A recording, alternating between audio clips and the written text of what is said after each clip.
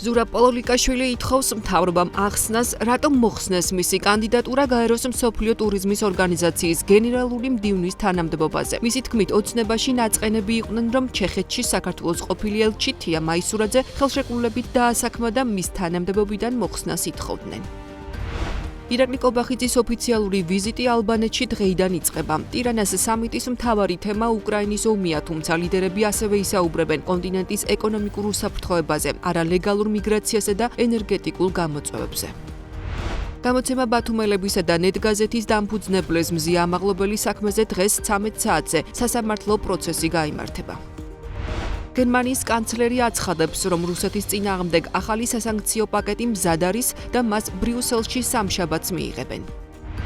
ვოლოდიმირ ზელენსკიმ სტამბოლში რუსეთთან მოლაპარაკებებისთვის უკრაინის დელეგაციის შემადგენლობა დაამტკიცა. მას თავდაცვის მინისტრი რუსტემ უმეროვი უხელმძღვანელებს.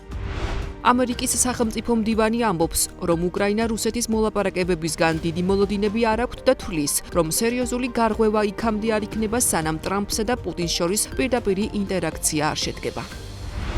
ღაზაში ბოლო 24 საათში თავდასხმებს 153 ადამიანის სიცოცხლე ემსხვერპლა. დარტყმა ჯაბალიაში მდებარე ჰოსპიტალზე განხორციელდა.